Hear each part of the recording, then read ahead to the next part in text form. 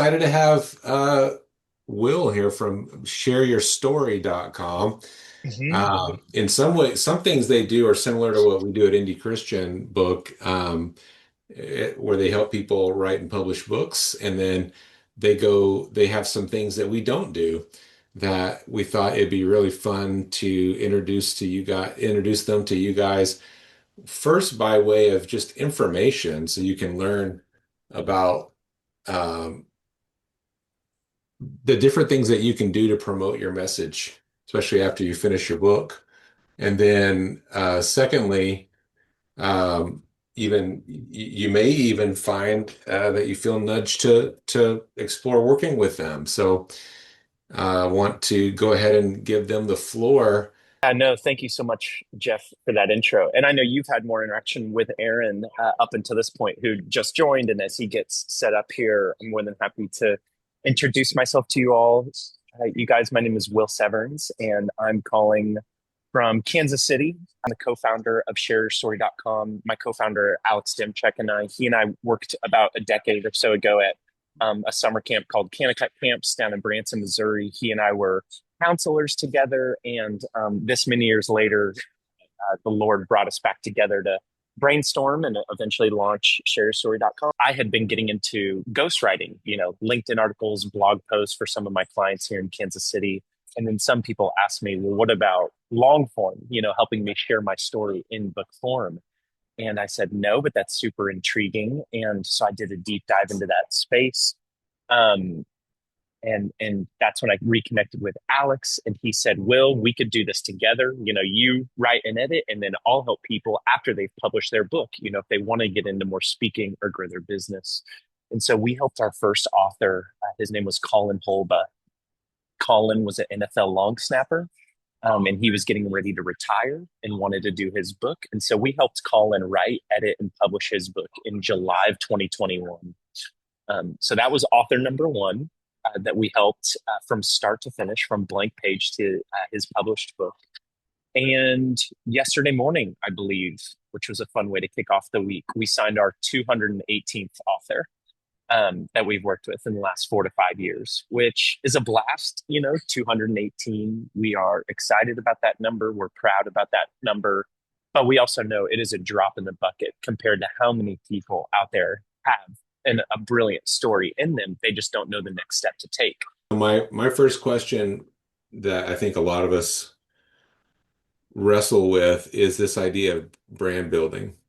We all want, most of the people that I work with would like to not be famous.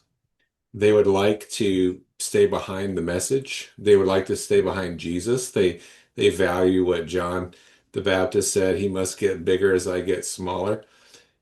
However, we also understand if nobody knows about our book, that no one is going to be helped by it. And we also know that today, maybe especially in this day of robots writing content, people would like to know the man or the woman behind the message, and that it's a key aspect. So, how do you guys think about that when people object or ask, why should I do this? What are some of your thoughts about that? I love that question. That's one of my favorite questions that get asked because I get, as you guys probably are thinking it and agreeing with what Jeff is saying, I get that question every single day. I talk to 5 to 10 authors literally every single day and have for the last year. Um, and I always say, which I can be a little bit more forward with you guys, which is I appreciate. Quick story: we went to a conference, leadership conference in Oklahoma. There's 500 people there, and this lady walks over and she goes, "Aaron, tell me how to build my brand." She's like, "You're the guy." So I'm just, going. I'm getting excited. I'm like, do this, do this, do this. You could connect this and build this website and do this offering. And I felt like there was this voice in my heart that came out really quick. And then I paused and she was like, "What?" And I looked up and I was like, "Crystal, only do everything I just said if God wants you to do it. And if he doesn't, then like just I hope all that falls on deaf ears." And I think at the root, it's like can you and should you are two different questions, right? Like, can you build a brand around an idea that you know really well, like gardening, right? Great, that's awesome. You can make much money. You can make a bunch of money from that. You really can. But it's the should. I think that's the question about building a brand, and that's the wind behind the sails, and the gas in the car, and the engine in the Mustang is like the should you. And I think that's the question we don't ask a lot is like, what's the should behind the feeling, right? Like in your quiet places, in your secret time with God, and your in your when a speaker comes into your church and shares their story on stage, or you go to a conference and you go, I want to do that one day, or you see a book and you're like, I want to do that one day. It's like, why should you? And it's not to push imposter syndrome onto you guys, but it's more so like all the strategy is so much easier when you know your why and you know if you should or not. So for me, like my personal brand is like, I want to help high performing Christian leaders like avoid failure and step into biblical success. That's my what, my why, my how, my everything. And should I? Yeah, I should because God's told me to.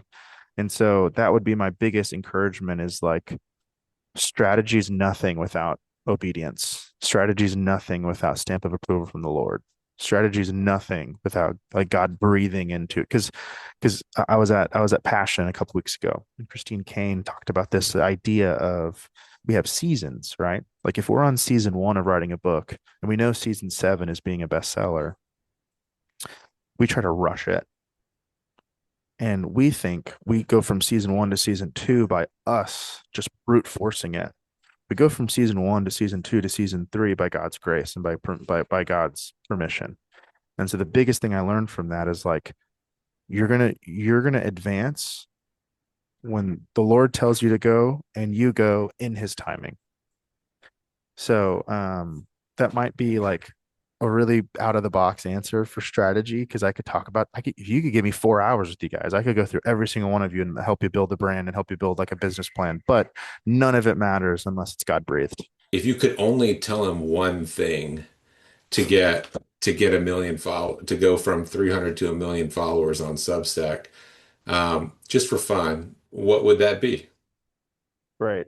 I will, my one thing outside of consistency, like I just said, but I would say the riches are in the niches. Like what audience are you writing to and what problem are you solving? If every single one of the outputs of your brand is not speaking to that audience about the solution you're uniquely presenting, then why would someone follow you? That's kind of the thing. It is like I would write to that one audience and I would bring them a similar solution or style or whatever is your uniqueness over and over and over and over and over again. Because there's 1,000 different Christian writers, but like what is your perspective? What is unique about what you've lived through, gone through, your story that that moves the needle for people? Tell us why LinkedIn. You guys are I've seen what you guys do on LinkedIn and it's amazing. I'm very, very excited about it. And some of the people here are probably on LinkedIn, some of them haven't thought about it. Why who should be on LinkedIn and who should be trying on LinkedIn? Every person here. LinkedIn isn't what it was 5 to 10 years ago. And it's not, it's not just a resume anymore. LinkedIn, I've told some people, I think it's kind of like a kinder Twitter, or maybe what Twitter could have been. Whereas Twitter now, you think a lot of people screaming in a crowded room.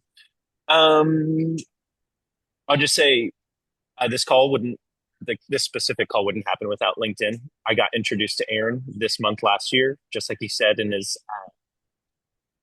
intro, and it led to a phone call. That's the power of it. LinkedIn is connection, it's community. It's not the end all be all, but it provides digital touch points that lead to real life connection, and that's why we're believers in it. Those are where your decision makers are living on a day to day, on a day to day basis. When you think about people who might actually bring you in, your expertise, and begin that crawl, walk, run strategy alongside other businesses, leaders, organizations that you all want to be sharing your message with. We believe LinkedIn is a great place to start. And again, it's not something where you need to jump right in and blow the roof off the doors, but but if you stay consistent with it over the next 3, 6, 12 months, watch what happens because it will compound. What do you mean Aaron, by consistent with it? Like, what do you mean by that exactly? What yeah, does it look like to absolutely. be consistent with it? Yeah, great question, Jeff. Yeah, Aaron. Yeah, so I have 4,000 followers. Every time I walk into a room of friends I haven't seen in a long time, they say, the LinkedIn guy's here. And I'm like, what? And so think about it like this. 1,000 years ago, where did you meet friends? Like at church, at work, like, but mainly in the marketplace, right? Like that was the center of culture, was a marketplace. Like you go buy your potatoes, your grapes, your t-shirts, it was in a market.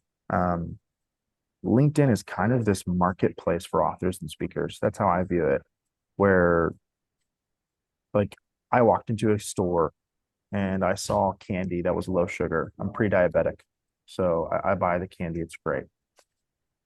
My wife actually bought it for me, excuse me. And I go, hey, I've seen that guy before. And she's like, what? I'm like, I know I've met the owner of that company before. She was like, no, you haven't. This is a low sugar. No, you haven't.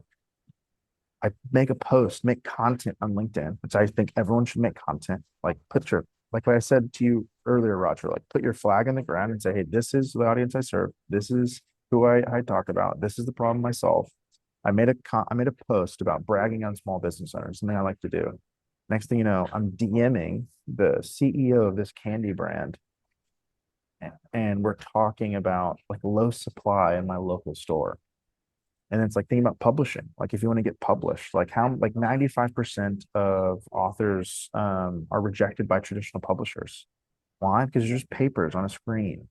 And then in addition to that, how many of those people are actually DMing them? How many people are making content? How many people are saying, hey, I have this following. I make content. Here's my expertise. I make videos. I put out posts. Like my writing is good. And you get to become friends with these decision makers.